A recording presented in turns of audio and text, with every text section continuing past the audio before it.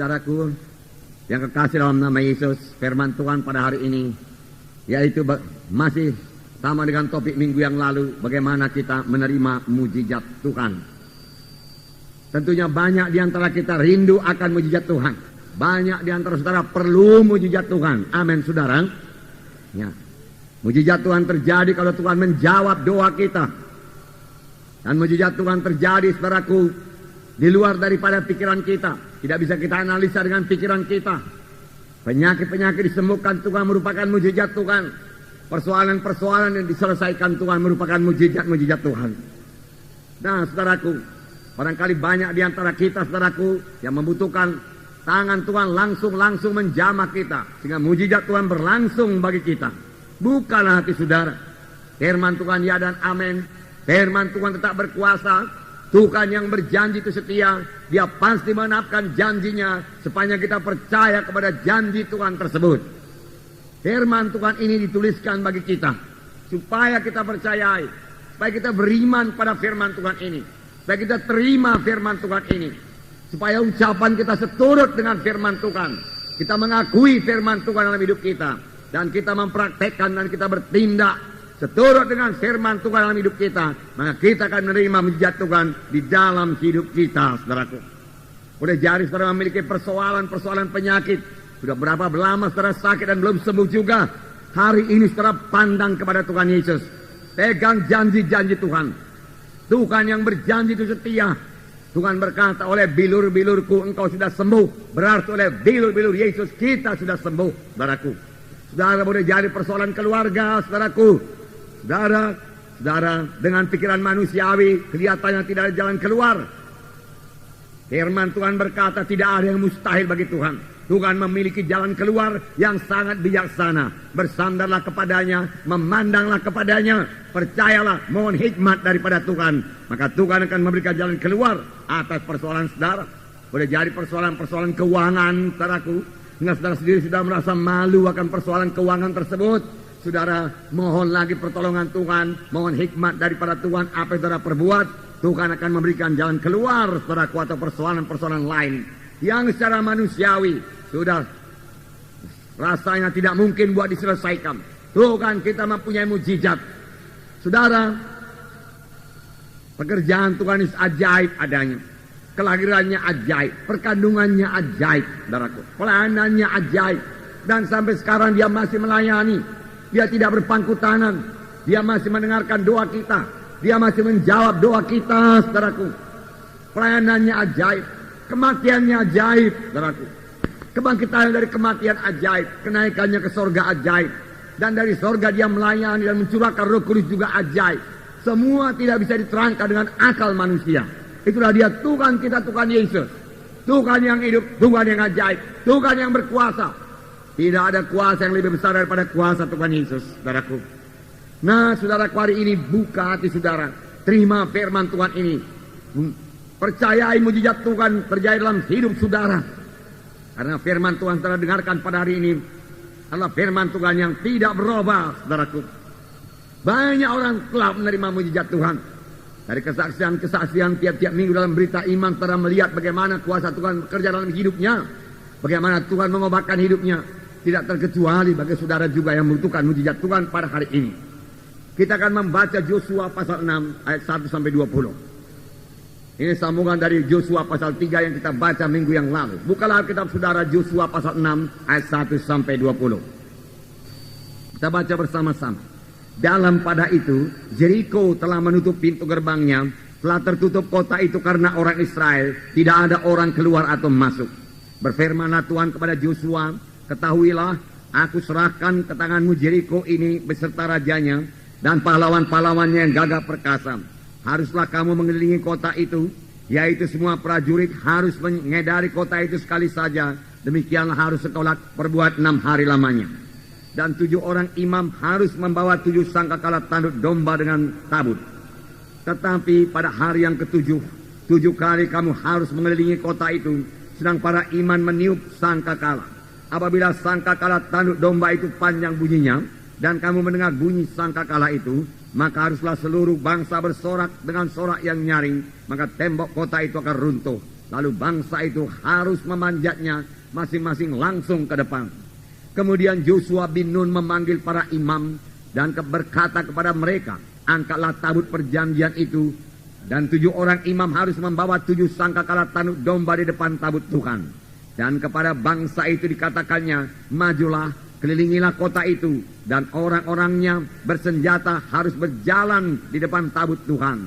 Segera sesudah Yosua berkata kepada bangsa itu, maka berjalanlah maju ke 7 orang imam yang membawa seluruh sangkakala tanduk domba itu di hadapan Tuhan.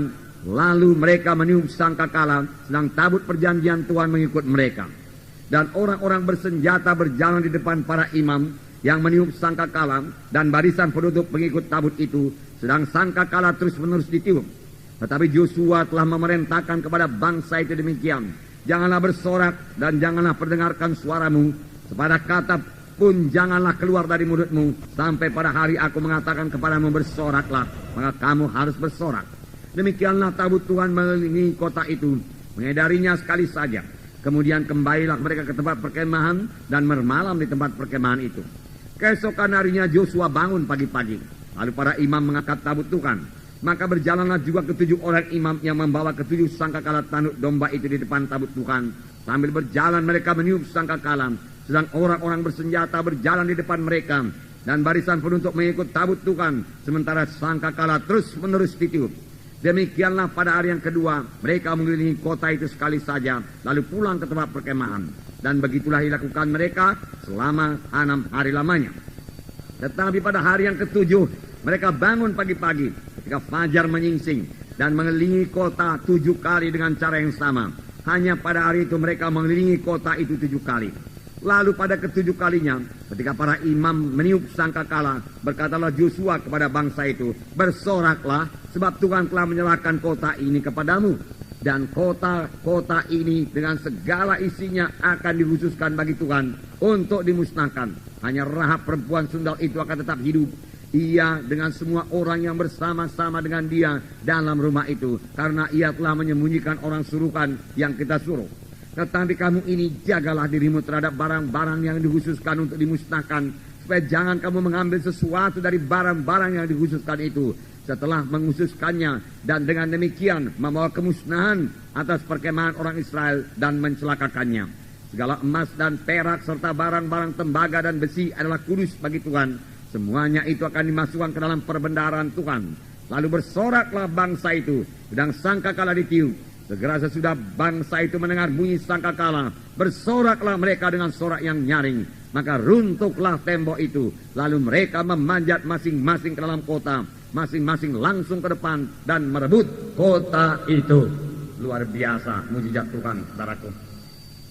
Luar biasa. Nah, firman Tuhan di sini dikatakan, berfirmanlah Tuhan kepada Yosua, ketahuilah aku telah menyerahkan Yeriko ke dalam tanganmu beserta dengan rajanya dan pahlawan-pahlawannya. Ini terjemahan dalam bahasa Inggris. Dalam bahasa Inggris dipakai perkataan, aku telah menyerahkan Yeriko dengan rajanya dan pahlawan-pahlawannya dalam tanganmu. Padahal saudaraku, Yosua masih di luar daripada Yeriko. Orang Israel masih berada di luar Yeriko. Mereka masih berbaris-baris di luar Yeriko. Yeriko tertutup pintunya. Yeriko memiliki benteng yang besar, benteng yang teguh, benteng yang tinggi. Saudara, jadi menurut pikiran manusia, saudaraku, seperti laporan daripada 10 pengintai itu, bentengnya sampai ke langit dan tidak bisa mengalahkannya, itu benar. Tetapi kali ini, saudaraku, bangsa Israel maju dengan iman. Kali ini mereka maju dengan memegang perjanjian Tuhan. Tuhan berkata, benteng Yeriko telah aku serahkan kepadamu. Tuhan berkata, dan mereka mempercayai apa yang dikatakan Tuhan. Meskipun saudaraku, menurut cara berpikir manusiawi saudaraku, hal itu saudaraku mustahil adanya saudaraku. Tetapi Tuhan berkata, aku telah menyerahkan Yeriko kepadamu. Aku telah memberikannya kepadamu. Milikilah. Beginilah caranya kamu memilikinya. Dan Tuhan menerangkan bagaimana caranya mereka memiliki kota Yeriko itu saudaraku. Tapi secara lahiriah, mereka masih berada di luar Yeriko. Benteng Yeriko masih tertutup, saudaraku. Gerbangnya dikunci, serdadu-serdadunya siap bertempur. Tetapi inilah dia cara Allah bekerja, saudara. Biarlah kita mempercayainya. Saudara, Tuhan selalu menghitungkan firman-Nya sudah genap bagi kita. Dan memang sudah genap bagi kita. Firman Tuhan juga berkata dalam perjanjian baru misalnya, oleh bilur-bilur Yesus kamu telah sembuh. Selalu Tuhan memakai perkataan sudah. Oleh bilur-bilur Yesus kamu sudah sembuh. Mengapa Tuhan berkata demikian? Karena memang penyakit kita sudah ditanggung oleh Tuhan Yesus 2000 tahun yang lalu. Tetapi setelah berkata saya punya persoalan, saya masih merasa sakit. Ya. Lalu setelah berkata saya sakit. Nah disitulah letak persoalannya. Saudaraku, mengapa begitu banyak orang Kristen yang sakit? Sebenarnya orang Kristen tidak perlu sakit, karena Tuhan telah mengangkat penyakitnya. Mengapa dia masih sakit? Saudaraku, saudara, karena dia tidak percaya penuh akan firman Tuhan. Saudaraku, karena perkataannya bertentangan dengan firman Tuhan. Tiap-tiap ucapan kita yang bertentangan dengan firman Tuhan membuat firman Tuhan itu tidak bisa efektif bekerja kepada kita. Tetapi tiap kali kita bersetuju dengan firman Tuhan, maka firman Tuhan itu akan bekerja kepada kita. Kalau firman Tuhan berkata oleh bilur Yesus, saya telah sembuh, maka saya harus berkata oleh bilur Yesus, saya telah sembuh. Lalu bagaimana dengan perasaan sakit? Saya akan berkata, engkau perasaan sakit, engkau hanya gejala-gejala saja. Penyakit yang sebenarnya telah diangkat oleh Tuhan Yesus. Saya tidak percaya padamu. Saya lebih percaya kepada bilur Yesus yang telah menyembuhkan saya. Maka engkau gejala-gejala penyakit, engkau segala keluar daripada diriku di dalam nama Yesus. Amin, saudara. Haleluya. Dan firman Tuhan terus bekerja kepada saya, kuasa Tuhan terus bekerja kepada saya, demikian juga kepada saudara. Percayai firman Tuhan.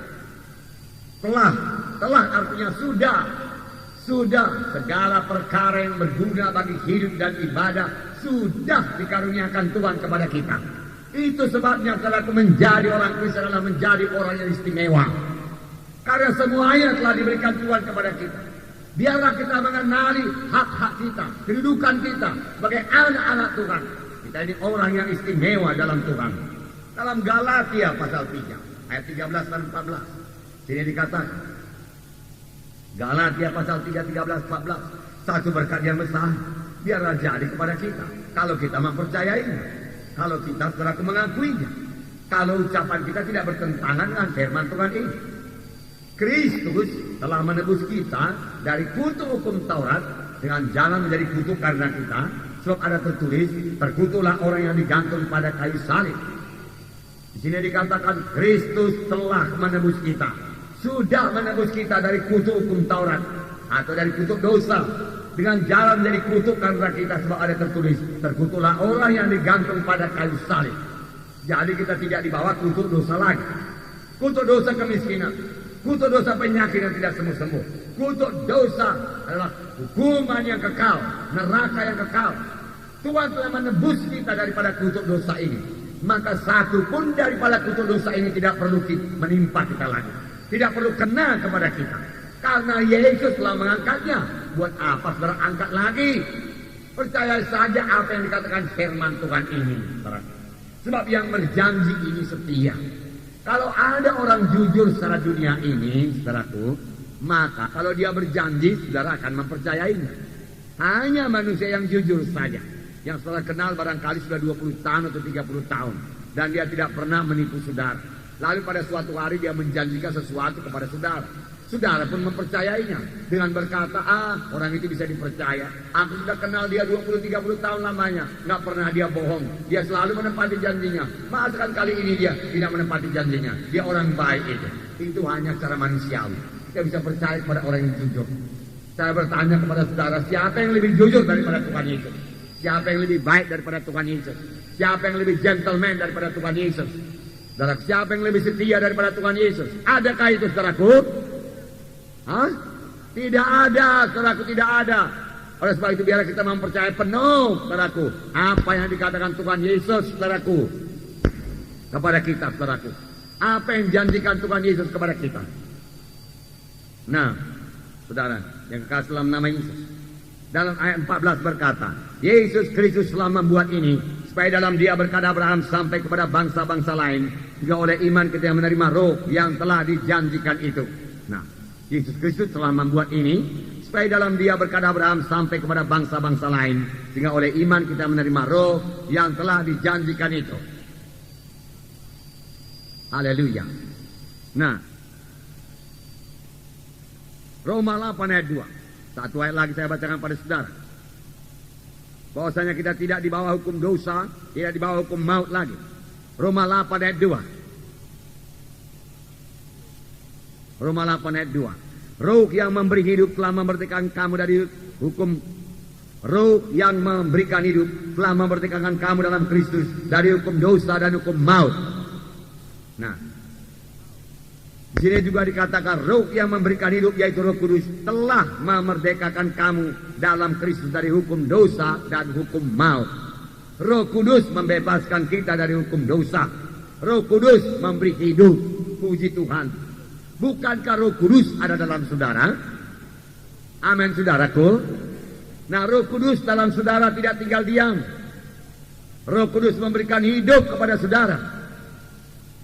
Maka Roma 8 ayat 11 berkata, dan jika roh Dia yang telah membangkitkan Yesus dari antara orang mati diam dalam kamu, maka Ia yang telah membangkitkan Kristus Yesus dari antara orang mati akan menghidupkan juga tubuhmu yang fana itu oleh rohnya yang diam di dalam kamu.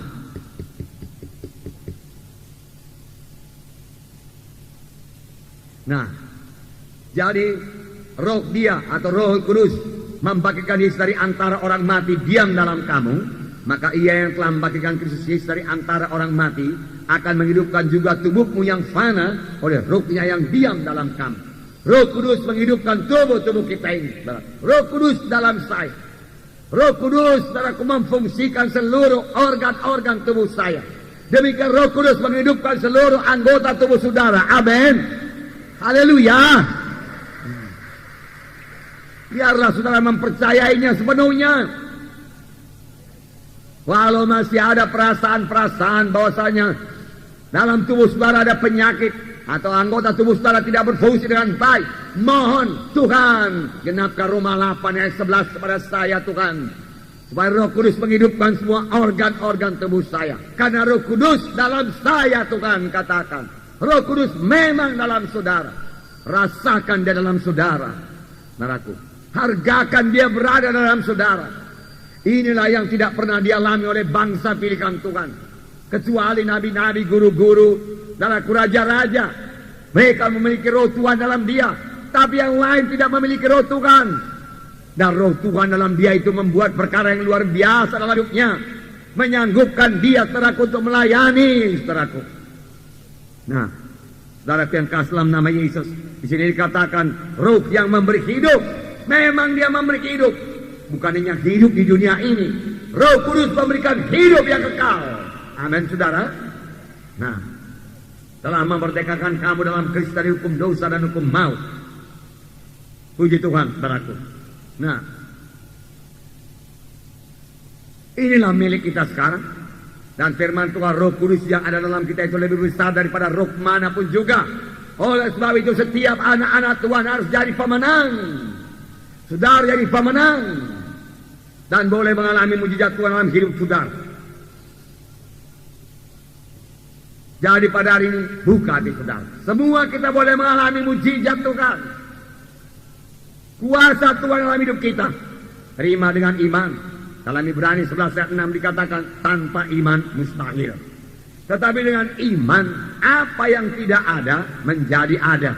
Dengan iman saudaraku, apa yang tidak ada menjadi ada. Dalam Roma 4 ayat 17 saya membacakan pada saudara. Roma 4 ayat 17. Seperti ada tertulis, engkau telah kutetapkan menjadi bapa banyak bangsa di hadapan Allah yang kepadanya ia percaya, yaitu Allah yang menghidupkan orang mati dan yang menjadikan dengan firman-Nya apa yang tidak ada menjadi ada. Sini dikatakan engkau telah kutetapkan menjadi bapa banyak bangsa di hadapan Allah yang kepadanya ia percaya, yaitu Allah yang menghidupkan orang mati dan yang menjadikan dengan firman-Nya apa yang tidak ada menjadi ada. Menjadikan dengan firman-Nya apa yang tidak ada menjadi ada. Sepanjang kita mempercayainya, sepanjang kita saudaraku beriman pada firman Tuhan tersebut, tidak ada kesembuhan menjadi ada kesembuhan. Tidak ada kekuatan menjadi ada kekuatan. Tidak ada berkat menjadi ada berkat. Itulah dia Tuhan kita yang menjadikan apa yang tidak ada menjadi ada. Abraham yang tidak punya anak menjadi mempunyai anak.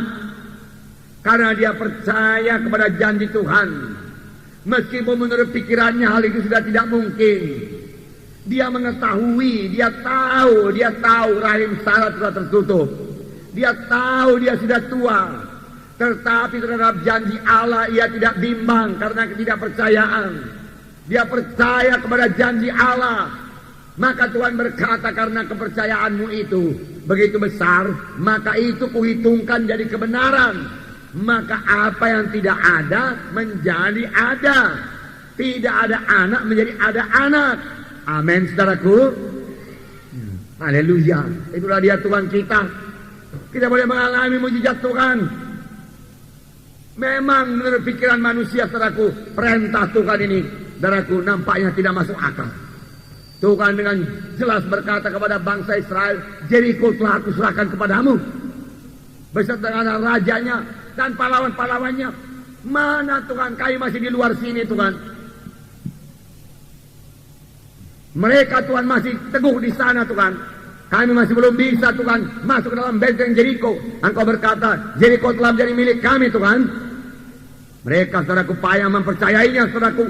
Secara manusiawi, secara lahiriah, tidak masuk akal secara lahiriah.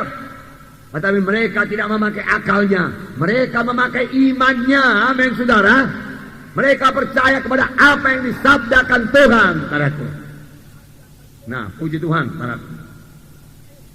Apa yang dikatakan Tuhan dalam Yosua pasal 6 ayat 5 lebih aneh lagi saudaraku perintah Tuhan. Yosua pasal 6 ayat 5. Saya bacakan pada saudara. Yosua pasal 6 ayat 5.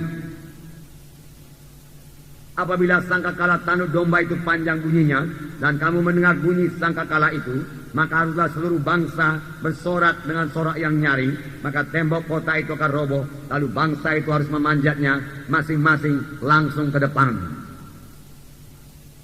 Nah, jadi perintah Tuhan ini saudaraku enggak masuk di akal. Cara Tuhan bekerja saudaraku tidak seperti cara manusia bekerja saudaraku. Ya Tuhan berkata, kelilingilah kota itu, kemudian tiuplah sangkakala dia katakan, dan seluruh bangsa itu bersorak, maka tembok itu akan roboh. Nah, ayat 10 berkata, tetapi Yosua telah memerintahkan kepada bangsa itu demikian, janganlah bersorak dan janganlah perdengarkan suaramu. Sepatah kata pun janganlah keluar dari mulutmu, sampai pada hari aku mengatakan kepadamu bersoraklah, maka kamu harus bersorak. Ayat 15 saya bacakan. Haleluya saudaraku. Ayat 15. Tetapi pada hari yang ketujuh mereka bangun pagi-pagi ketika fajar menyingsing, mengelilingi kota 7 kali dengan cara yang sama. Hanya pada hari itu mereka mengelilingi kota itu 7 kali. Lalu pada ke-7 kalinya ketika para imam meniup sangkakala, berkatalah Yosua kepada bangsa itu, bersoraklah sebab Tuhan telah menyerahkan kota itu kepadamu. Haleluya. Nah, nyatanya saudaraku Jericho roboh saudaraku.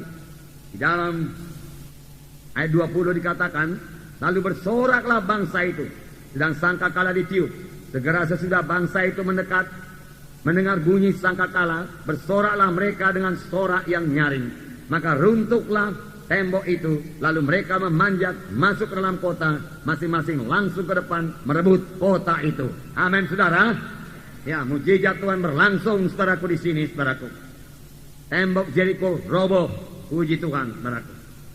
Nah, saudaraku yang kasih dalam nama Yesus, lalu saudaraku, perintah Tuhan ini bertentangan dengan akal manusia. Boleh jadi saudaraku bangsa Israel saudaraku berkata, Yosua, apa yang dikatakan Tuhan itu nggak masuk di akal. Bagaimana Jericho bisa roboh dengan dikelilingi saja? Tidak mungkin, Yosua tidak mungkin. Tapi Yosua percaya kepada Tuhan. Yosua saudaraku memandang kepada Tuhan Yesus. Yosua melaksanakan perintah Tuhan. Yosua mengasihi Tuhan. Yosua mengasihi bangsa Israel. Membawa bangsa Israel sampai kepada tanah perjanjian, tanah Kanaan. Tapi di depannya terbentang saudaraku benteng yang kuat, benteng Jericho. Tetapi itu tidak menggentarkan Yosua. Yosua tahu Tuhan yang hidup. Yosua tahu kuasa Tuhan tidak berubah. Yosua tahu supaya dia percaya kepada firman Tuhan, percaya kepada janji Tuhan, mujizat Tuhan pasti terjadi, saudaraku. Nah, saudara, dan memang terjadi. Jericho roboh dan bangsa itu masuk dan menduduki Jericho, saudaraku, seturut dengan firman Tuhan. Saudara yang kekasih dalam nama Yesus. Kerap kali juga, saudaraku, dalam mendengarkan firman Tuhan, kita berkata, mustahil. Bagaimana saya bisa sembuh? Bagaimana saya bisa sembuh? Dokter mengatakan, saya ini sakit. Pemeriksaan dokter berkata, saya ini sakit. Bagaimana saya bisa sembuh? Saudara, firman Tuhan tetap tidak berubah. Oleh bilur-bilur Yesus kamu telah sembuh. Firman Tuhan berkata. Mari kita pegang firman Tuhan. Walaupun perasaan masih terasa sakit, saudara. Saudara yang kekasih dalam nama Yesus. Dalam Markus 11 ayat 24. Saya membacakan pada saudara. Karena itu aku berkata kepadamu, apa saja yang kamu minta dan doakan, percayalah bahwa kamu telah menerimanya, maka hal itu akan diberikan kepadamu. Sekali lagi, karena itu aku berkata kepadamu, apa saja yang kamu minta dan doakan, percayalah bahwa kamu telah menerimanya, maka hal itu akan diberikan kepadamu. Percayalah bahwa kamu telah menerimanya sebelum kamu menerimanya, maka hal itu akan diberikan kepadamu. Ini janji Tuhan, saudaraku.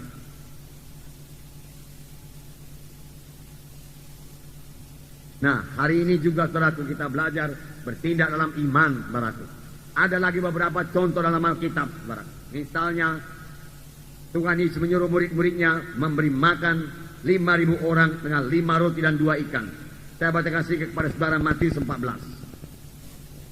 ayat 15. Menjelang malam murid-muridnya datang kepadanya dan berkata, tempat ini sunyi dan hari sudah mulai malam. Suruhlah orang banyak itu pergi supaya mereka dapat membeli makanan di desa-desa. Tapi Yesus berkata kepada mereka, tidak perlu mereka pergi, kamu harus memberi mereka makan. Jawab mereka, yang ada pada kami di sini hanya 5 roti dan 2 ikan. Yesus berkata, bawalah kemari kepadaku. Lalu disuruhnya orang banyak itu duduk di rumpun. Dan setelah diambilnya 5 roti dan 2 ikan itu, Yesus menengadah ke langit dan mengucap berkat. Lalu memecah-mecahkan roti itu dan memberikannya kepada murid-muridnya. Lalu murid-muridnya membagi-bagikannya kepada orang-orang banyak. Dan mereka semuanya makan sampai kenyang. Kemudian orang mengumpulkan potongan-potongan roti yang sisa, 12 bakul penuh. Yang ikut makan kira-kira 5.000 laki-laki, tidak termasuk perempuan dan anak-anak. Saudara, Tuhan Yesus segera memberikan perintah. Tuhan Yesus berkata, beri mereka makan. Jumlahnya 5.000 orang laki-laki, belum perempuan dan anak-anak. Dan mereka tidak punya roti. Inilah dia persoalannya. Orang banyak juga tidak punya roti. Murid-murid sudah siap sedia mengatakan, suruh saja mereka pulang, Tuhan. Tapi Tuhan berkata, beri mereka roti. Pikiran mereka berkata, bagaimana Tuhan memberikan mereka roti? 5.000 orang laki-laki, belum perempuan dan anak-anak. Mustahil, Tuhan, mustahil. Jadi Petrus datang kepada Andreas. Andreas, berapa uangmu? Dia katakan, wah, tidak ada, dia katakan. Berapa banyak roti yang ada padamu? Roti juga tidak ada. Cuma dia berkata, di sini ada seorang budak yang punya 5 roti dan 2 ikan. Tak apa gunanya buat 5.000 orang itu. Lupakan sajalah itu. Lupakan sajalah memberi makan orang banyak itu. Kasih tahulah kepada Tuhan Yesus. Dan mereka menyuruh orang banyak itu pulang. Terlalu banyak buat diberi makan. Tidak mungkin, tidak mungkin, tidak mungkin. Inilah dia cara berpikir yang manusiawi. Tetapi Tuhan Yesus, saudaraku, tidak pernah mundur daripada perkataannya. Dia tahu apa yang dia katakan. Dia katakan beri makan, kita beri makan. seorang budak di sini, Tuhan, ada memiliki 5 roti dan 2 ikan. Tuhan Yesus berkata, bawalah dia kepada aku.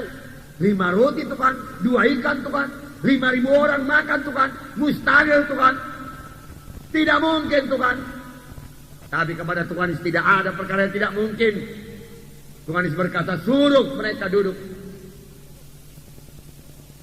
Tuhan Yesus berkata, suruh mereka berdoa. Dan Tuhan Yesus berdoa. Kemudian Tuhan Yesus memecah-mecahkan roti itu. Memecah-mecahkan roti itu. Memecah-mecahkan roti itu.